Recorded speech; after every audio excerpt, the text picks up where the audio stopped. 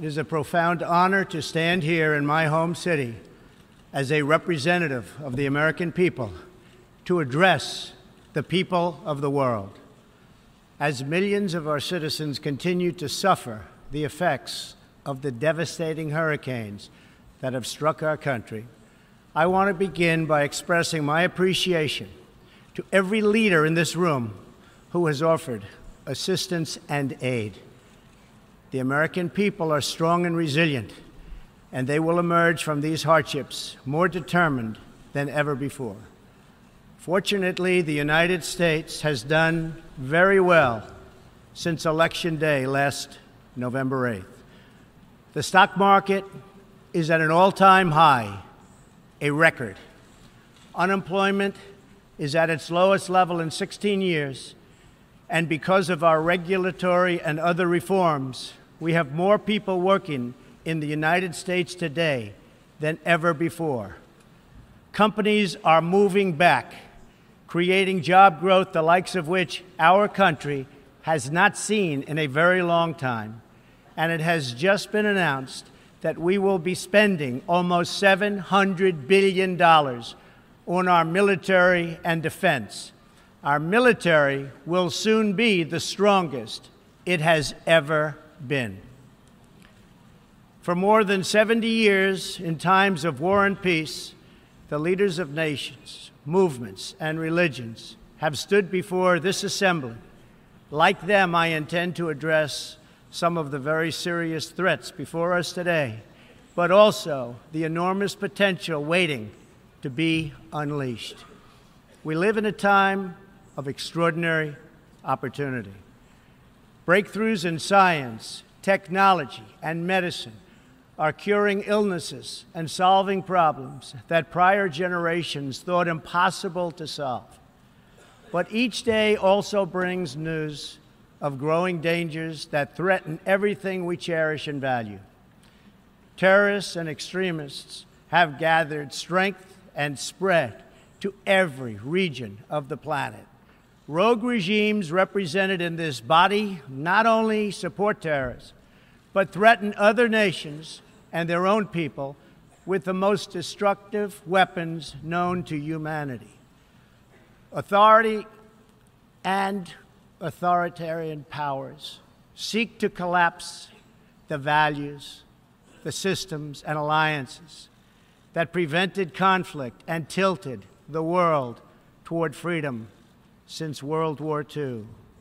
International criminal networks traffic drugs, weapons, people, forced dislocation and mass migration, threaten our borders, and new forms of aggression exploit technology to menace our citizens.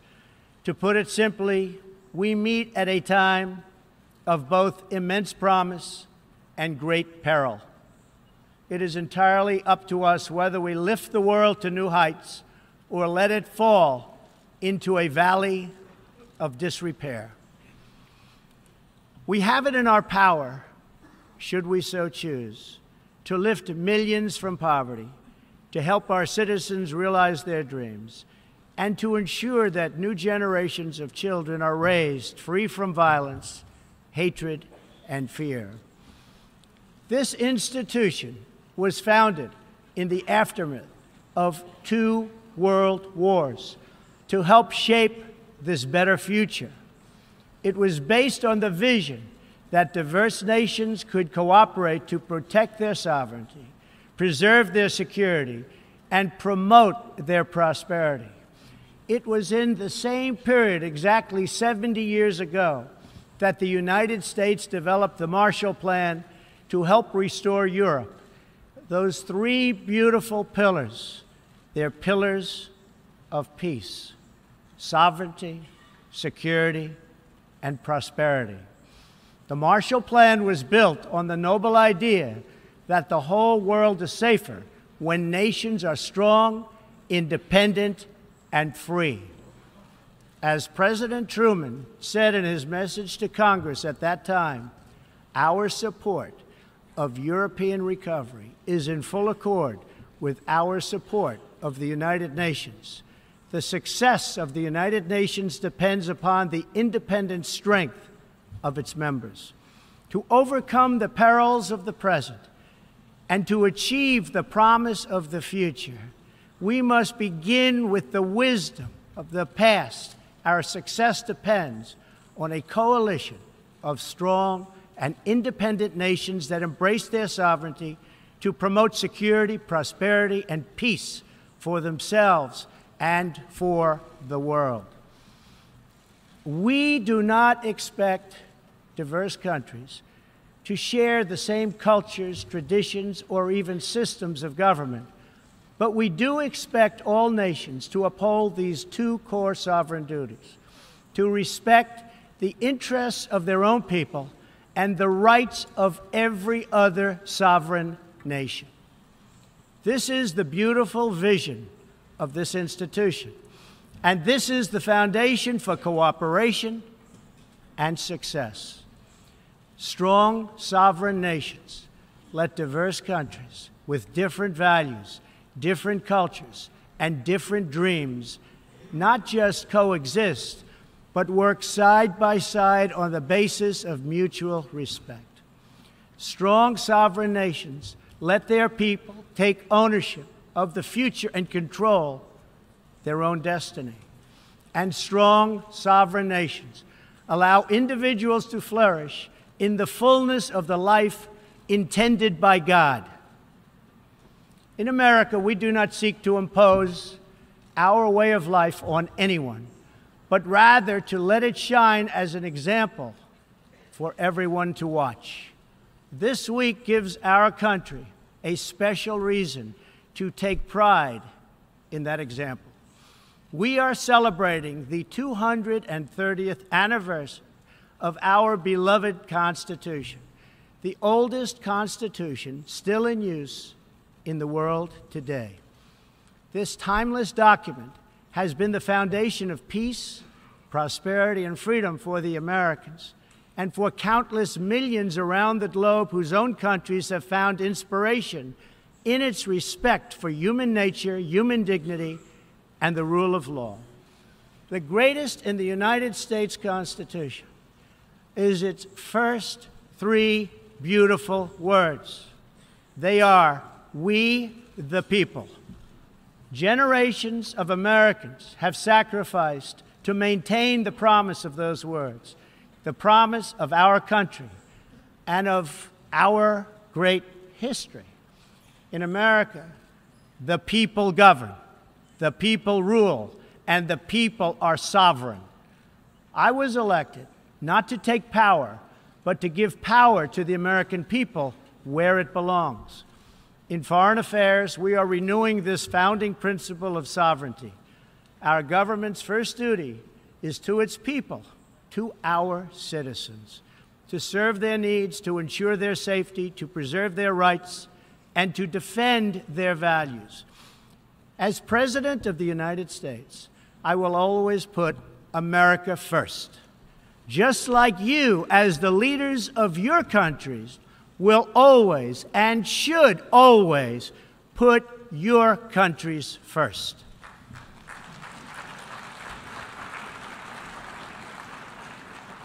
All responsible leaders have an obligation to serve their own citizens, and the nation-state remains the best vehicle for elevating the human condition. But making a better life for our people also requires us to work together in close harmony and unity to create a more safe and peaceful future for all people. The United States will forever be a great friend to the world, and especially to its allies. But we can no longer be taken advantage of or enter into a one-sided deal where the United States gets nothing in return. As long as I hold this office, I will defend America's interests above all else. But in fulfilling our obligations to our own nations, we also realize that it's in everyone's interest to seek a future where all nations can be sovereign, prosperous, and secure. America does more than speak for the values expressed in the United Nations Charter. Our citizens have paid the ultimate price to defend our freedom and the freedom of many nations represented in this great hall. America's devotion is measured on the battlefields where our young men and women have fought and sacrificed alongside of our allies. From the beaches of Europe to the deserts of the Middle East to the jungles of Asia. It is an eternal credit to the American character that even after we and our allies emerged victorious from the bloodiest war in history, we did not seek territorial expansion or attempt to oppose and impose our way of life on others. Instead, we helped build institutions such as this one to defend the sovereignty, security, and prosperity for all.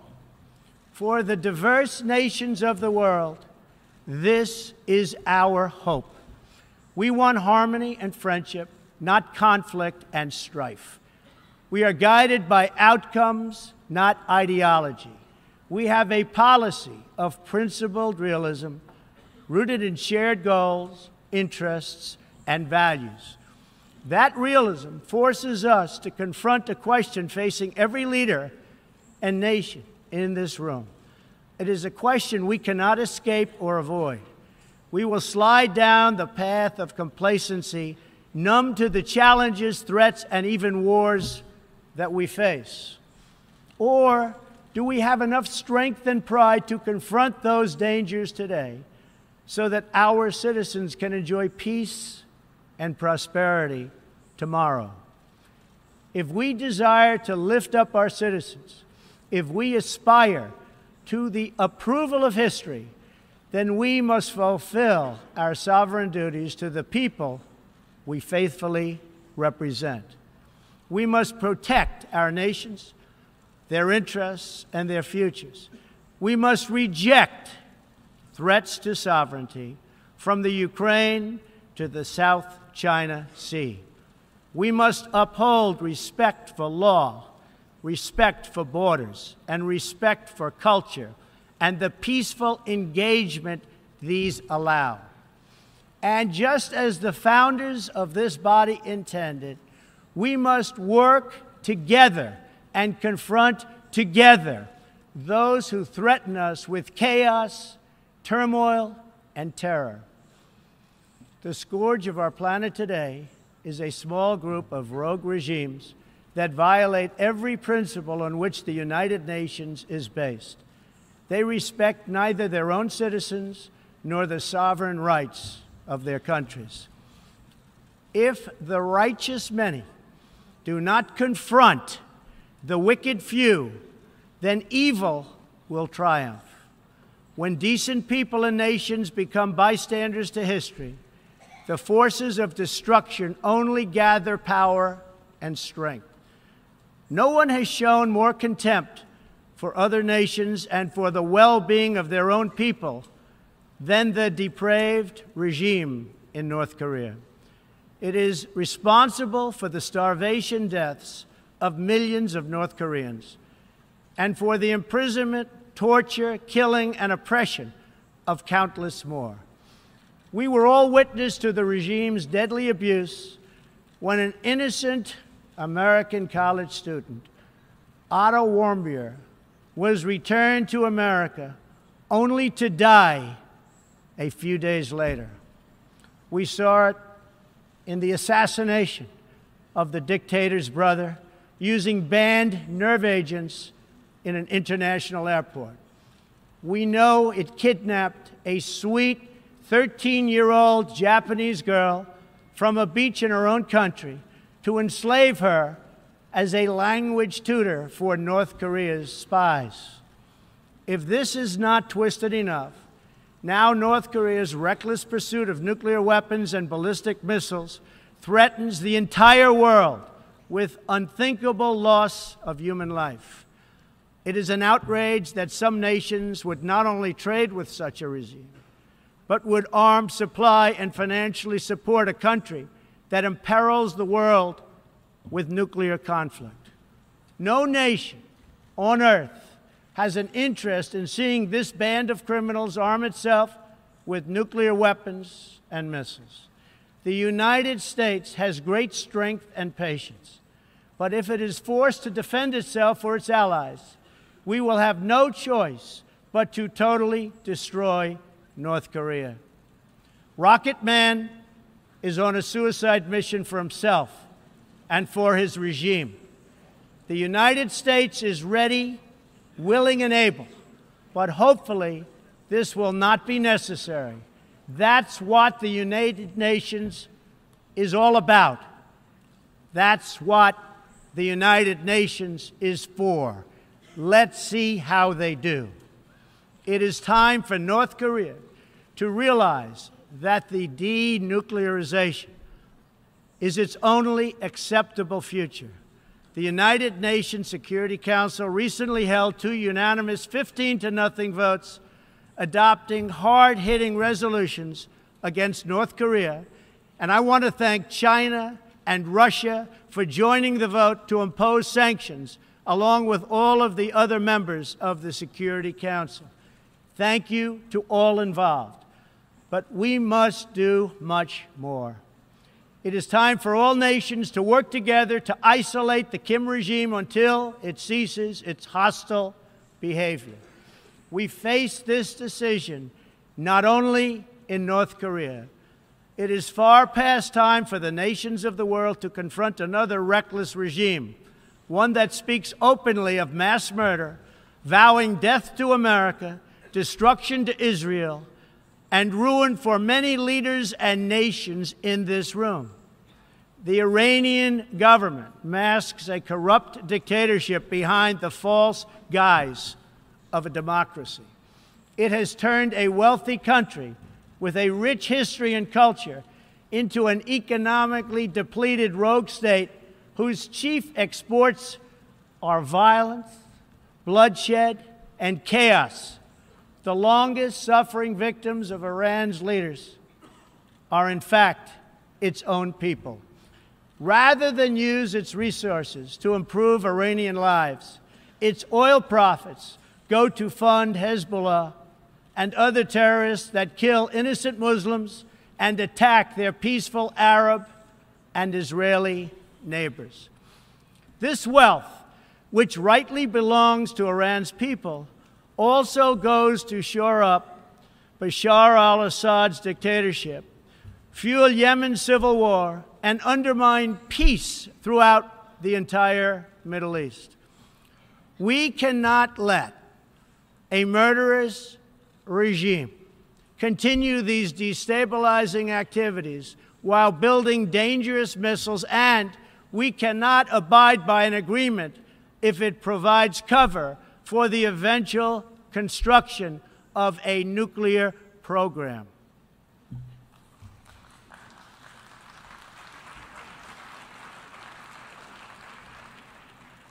The Iran deal was one of the worst and most one-sided transactions the United States has ever entered into. Frankly, that deal is an embarrassment to the United States, and I don't think you've heard the last of it, believe me. It is time for the entire world to join us in demanding that Iran's government end its pursuit of death and destruction. It is time for the regime to free all Americans and citizens of other nations that they have unjustly detained. And above all, Iran's government must stop supporting terrorists, begin serving its own people, and respect the sovereign rights of its neighbors. The entire world understands that the good people of Iran want change. And other than the vast military power of the United States, that Iran's people are what their leaders fear the most. This is what causes the regime to restrict internet access, tear down satellite dishes, shoot unarmed student protesters, and imprison political reformers. Oppressive regimes cannot endure forever, and the day will come when the people will face a choice. Will they continue down the path of poverty, bloodshed, and terror?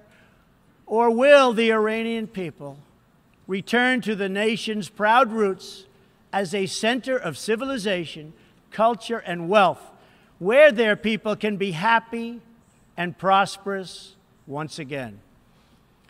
The Iranian regime's support for terror is in stark contrast to the recent commitments of many of its neighbors to fight terrorism and halt its financing. In Saudi Arabia early last year, I was greatly honored to address the leaders of more than 50 Arab and Muslim nations. We agreed that all responsible nations must work together to confront terrorists and the Islamic extremism that inspires them. We will stop radical Islamic terrorism because we cannot allow it to tear up our nation and indeed to tear up the entire world. We must deny the terrorists safe haven, transit, funding, and any form of support for their vile and sinister ideology. We must drive them out of our nations. It is time to expose and hold responsible those countries who support and finance terror groups like Al-Qaeda, Hezbollah, the Taliban, and others that slaughter innocent people.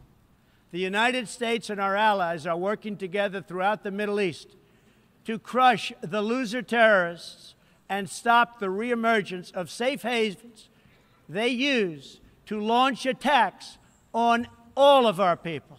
Last month, I announced a new strategy for victory in the fight against this evil in Afghanistan. From now on, our security interests will dictate the length and scope of military operations, not arbitrary benchmarks and timetables set up by politicians. I have also totally changed the rules of engagement in our fight against the Taliban and other terrorist groups. In Syria and Iraq, we have made big gains toward lasting defeat of ISIS. In fact, our country has achieved more against ISIS in the last 8 months than it has in many, many years combined. We seek the de-escalation of the Syrian conflict and a political solution that honors the will of the Syrian people. The actions of the criminal regime of Bashar al-Assad, including the use of chemical weapons against his own citizens, even innocent children, shock the conscience of every decent person. No society can be safe if banned chemical weapons are allowed to spread. That is why the United States carried out a missile strike on the airbase that launched the attack. We appreciate the efforts of the United Nations agencies that are providing vital humanitarian assistance in areas liberated from ISIS, and we especially thank Jordan, Turkey, and Lebanon for their role in hosting refugees from the Syrian conflict. The United States is a compassionate nation and has spent billions and billions of dollars in helping to support this effort.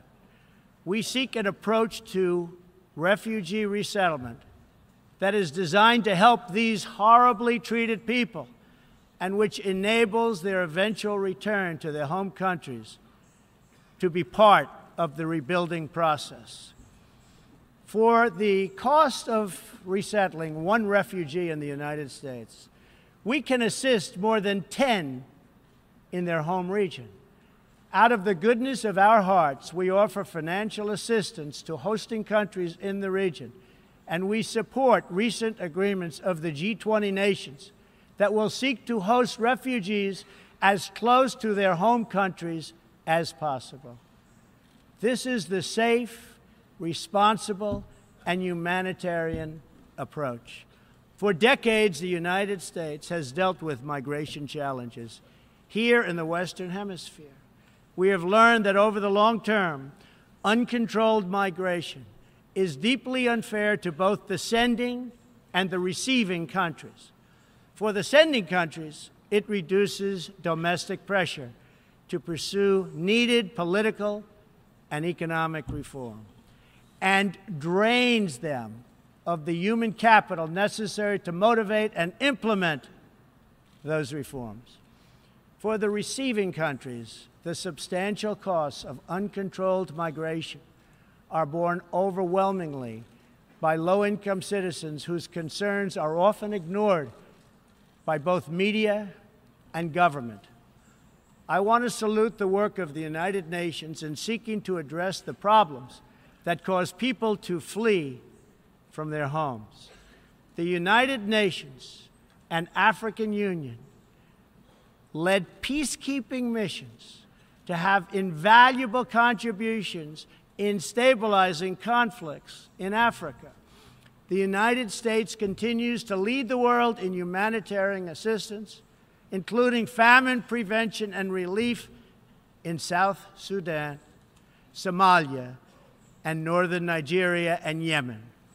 We have invested in better health and opportunity all over the world through programs like PEPFAR, which funds AIDS relief, the President's Malaria Initiative, the Global Health Security Agenda, the Global Fund to End Modern Slavery, and the Woman Entrepreneurs Finance Initiative, part of our commitment to empowering women all across the globe. We also thank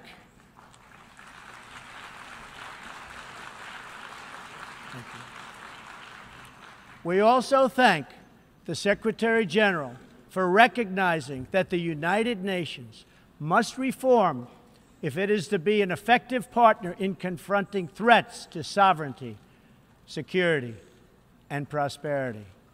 Too often, the focus of this organization has not been on results, but on bureaucracy and process. In some cases, states that seek to subvert this institution's noble aims have hijacked the very systems that are supposed to advance them. For example, it is a massive source of embarrassment to the United Nations that some governments with egregious human rights records sit on the UN Human Rights Council. The United States is one out of 193 countries in the United Nations, and yet we pay 22% of the entire budget and more. In fact, we pay far more than anybody realizes. The United States bears an unfair cost burden, but to be fair, if it could actually accomplish all of its stated goals, especially the goal of peace, this investment would easily be well worth it. Major portions of the world are in conflict, and some, in fact, are going to hell. But the powerful people in this room, under the guidance and auspices of the United Nations, can solve many of these vicious and complex problems. The American people hope that one day soon the United Nations can be a much more accountable and effective advocate for human dignity and freedom around the world. In the meantime, we believe that no nation should have to bear a disproportionate share of the burden, militarily or financially. Nations of the world must take a greater role in promoting secure and prosperous societies in their own regions. That is why in the Western Hemisphere, the United States has stood against the corrupt, destabilizing regime in Cuba and embraced the enduring dream of the Cuban people to live in freedom.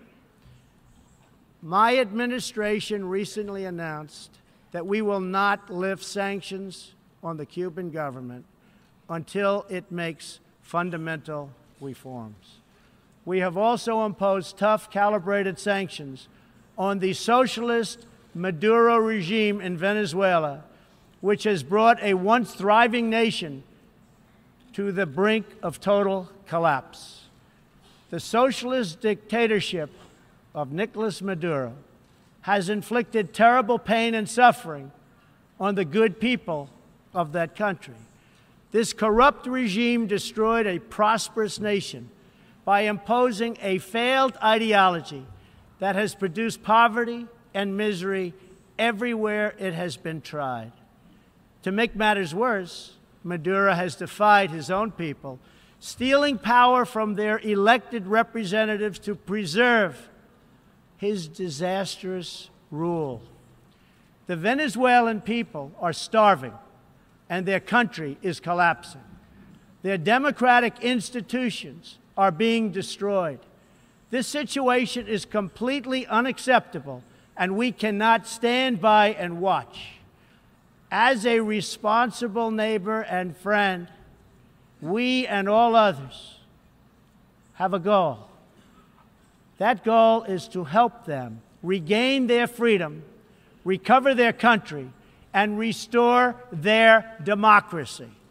I would like to thank leaders in this room for condemning the regime and providing vital support to the Venezuelan people. The United States has taken important steps to hold the regime accountable. We are prepared to take further action if the government of Venezuela persists on its path to impose authoritarian rule on the Venezuelan people. We are fortunate to have incredibly strong and healthy trade relationships with many of the Latin American countries gathered here today. Our economic bond forms a critical foundation for advancing peace and prosperity for all of our people and all of our neighbors.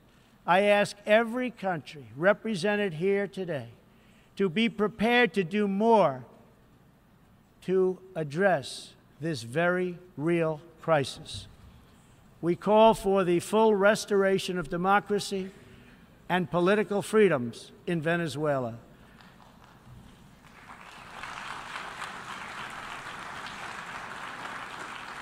The problem in Venezuela is not that socialism has been poorly implemented, but that socialism has been faithfully implemented.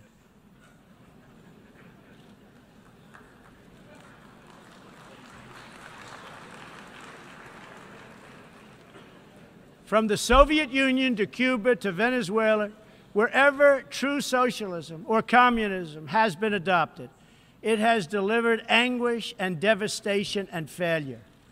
Those who preach the tenets of these discredited ideologies only contribute to the continued suffering of the people who live under these cruel systems.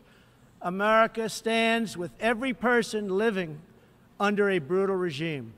Our respect for sovereignty is also a call for action. All people deserve a government that cares for their safety, their interests, and their well-being, including their prosperity. In America, we seek stronger ties of business and trade with all nations of goodwill. But this trade must be fair and it must be reciprocal.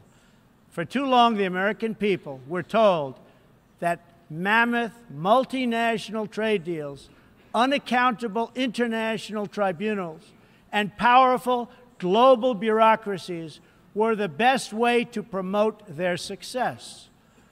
But as those promises flowed, millions of jobs vanished and thousands of factories disappeared. Others gamed the system and broke the rules. And our great middle class, once the bedrock of American prosperity, was forgotten and left behind. But they are forgotten no more, and they will never be forgotten again. While America will pursue cooperation and commerce with other nations, we are renewing our commitment to the first duty of every government, the duty of our citizens. This bond is the source of America's strength and that of every responsible nation represented here today.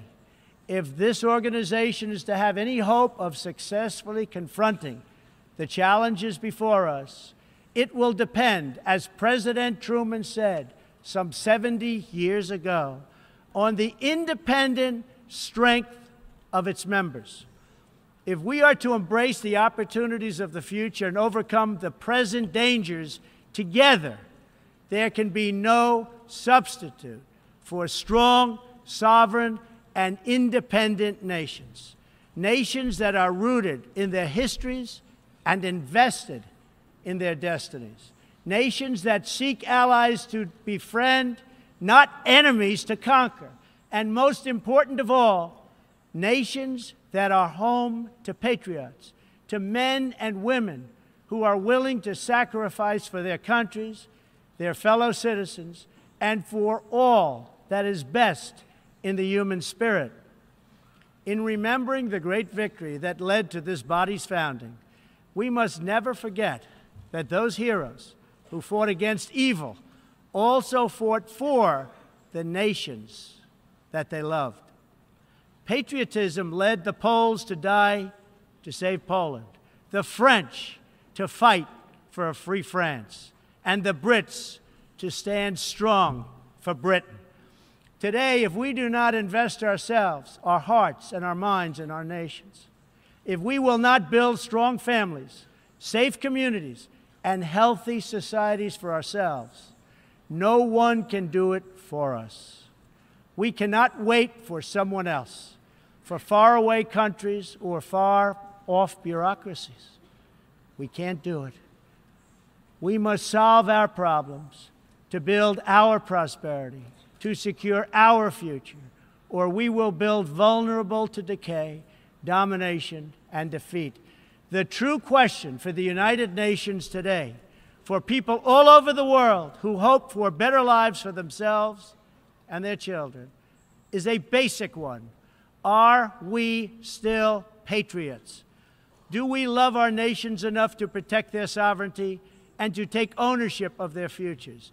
Do we revere them enough to defend their interests, preserve their cultures, and ensure a peaceful world for their citizens? One of the greatest American patriots, John Adams, wrote that the American Revolution was effected before the war commenced.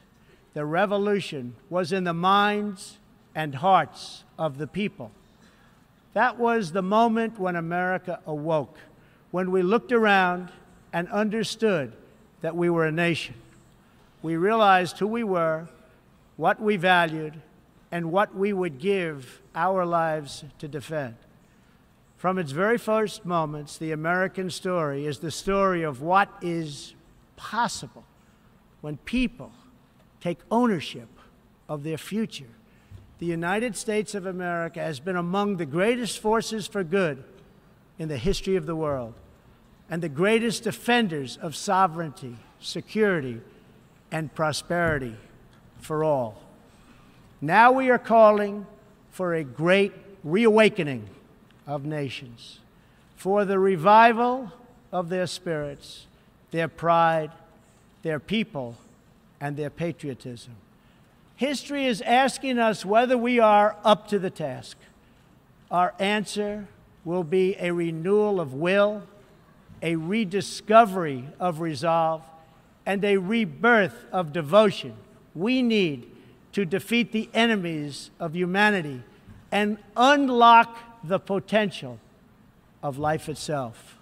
Our hope is a word and world of proud, independent nations that embrace their duties, seek friendship, respect others, and make common cause in the greatest shared interest of all, a future of dignity and peace for the people of this wonderful earth.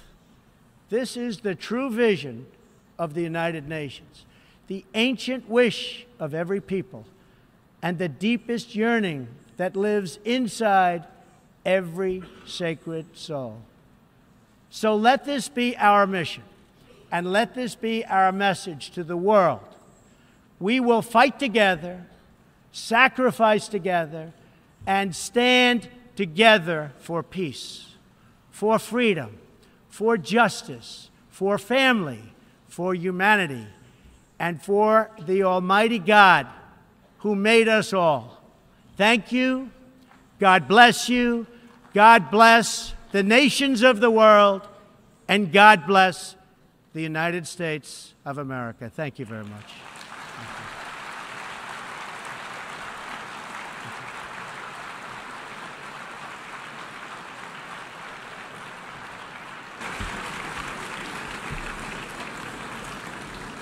On behalf of the General Assembly, I wish to thank the President of the United States of America for the statement just made. May I request representatives to remain seated while we greet the President, after which the meeting will stand suspended for 5 minutes before resuming to hear the next speaker.